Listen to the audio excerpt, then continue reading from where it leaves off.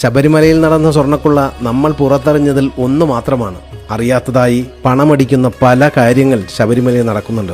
ഭഗവാൻ സമർപ്പിക്കുന്ന തേങ്ങ, നെയ്യ്, ഭക്തർക്ക് നൽകുന്ന പ്രസാദം ഒക്കത്തിലും അഴിമതിയാണ്. കേരളത്തിൽ ഏറ്റവും കൂടുതൽ സ്വർണം കാണിക്കയായി ലഭിക്കുന്ന ക്ഷേത്രം ഗുരുവായൂരാണ്. അക്കാര്യത്തിൽ ഗുരുവായൂരപ്പൻ ഭാഗ്യവാന. ഈ അടുത്ത ദിവസവും കിട്ടി ഗുരുവായൂർ കണ്ണന് തങ്ക ഉരുളി. എന്നാൽ ഗുരുവായൂരിൽ നിന്ന് മുക്കിയത് എത്രയാണ് എന്നൊരു കണക്കുണ്ടാകില്ല.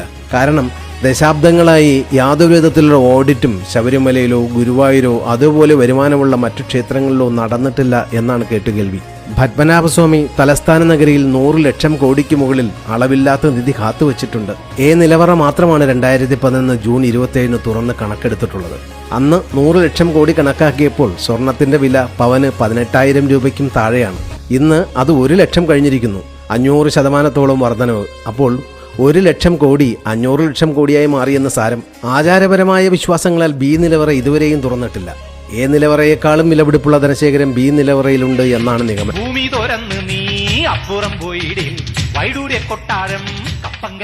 തുറക്കാത്ത ഈ അറയിലേക്ക് ഇങ്ങനെ ഒരു ആക്രമണം ഉണ്ടായിട്ടുണ്ടോ? ഉണ്ടായാലും അത്ഭുതപ്പെടാനില്ല. കേരളമാണ്. മുക്കലും നക്കലും മാത്രമാണ് മുഖമുദ്ര. പിന്നെ കൊട്ടാരത്തിന് മേൽനോട്ടത്തിലാണ് എന്നുള്ളത് മാത്രമാണ് ഒരു ആശയം. എങ്കിലും നിലവിലെ ടെക്നോളജി വെച്ച് ഒന്നും അസാധ്യമല്ല. അത്തരം വാർത്തകളാണ് ഇപ്പോൾ നമ്മുടെ ചെവിയിലേക്ക് എത്തിക്കൊണ്ടിരിക്കുന്നത്. എന്തുകൊണ്ടാണ് കോടിക്കണക്കിന് രൂപ വരുമാനമുള്ള ഹൈന്ദവ ആരാധനാലയങ്ങളിൽ വർഷം ഓഡിറ്റ് നടത്താത്തത്? കാരണം മോഷണം. എന്തേ എന്ന് ചോദിക്കാൻ ഹിന്ദുക്കളും തയ്യാറല്ല. കാരണം അടിമത്വം. ശബരിമലയിലും ഗുരുവായൂരും ആറ്റുകാലും അമ്പലപ്പുഴയും തൃപ്രയാറും ചോറ്റാനിക്കരയും കൊടുങ്ങല്ലൂരും ചെട്ടികുളങ്ങരയും എന്ന് തുടങ്ങി എല്ലാ ക്ഷേത്രങ്ങളിലും ഓഡിറ്റ് നടത്തണം. പൊക്കിയതും മുക്കിയതും ഒക്കെ തിരികെ പിടിക്കണം. പൊക്കാനും മുക്കാനും വേണ്ടി എന്തിനാണ് ഒരു ദേവസ്വം ബോർഡും അതിനൊരു മന്ത്രിയും അതിന് 20 പേഴ്സണൽ സ്റ്റാഫും എസ്കോട്ട്, ശമ്പളം, കിമ്പളം ഒക്കെ പോരാൻ സർവ്വത്ര മോഷണവും? ദേവസ്വം ബോർഡ് തന്നെ പിരിച്ചുവിട്ട് ക്ഷേത്രങ്ങൾ സ്വതന്ത്രമാക്കണം. അത് ഹിന്ദുവിന്റെ അധീനതയിൽ വരണം. അവിടുത്തെ വരുമാനം ക്ഷേത്രകാര്യങ്ങൾക്കും ഹിന്ദുവിന്റെ ക്ഷേമത്തിനുമായി മാത്രം വിനിയോഗിക്കണം. വീടില്ലാത്തവർ, ഉപരിപഠനത്തിന് നിവൃത്തിയില്ലാത്തവർ, പെൺകുട്ടികളെ മുന്നോട്ട് നയിക്കാൻ ഗതിയില്ലാത്തവർ, ആരോരും ആശ്രയമില്ലാത്തവർ, അങ്ങനെ ഹിന്ദുക്കൾ ഏറെയാണ്.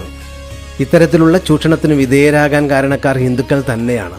ഹിന്ദുവിനെ ധ്രുവീകരിച്ച് അടിമക്കൂട്ടങ്ങളാക്കി മാറ്റി ഇടതിനും വലതിനും കൂടി മാറി തേച്ചങ്ങൊട്ടിക്കുക.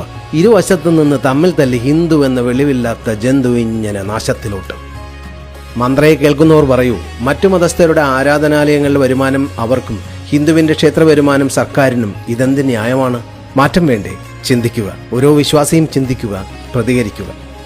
വിവേകപൂർണമായ ചിന്തകൾക്ക്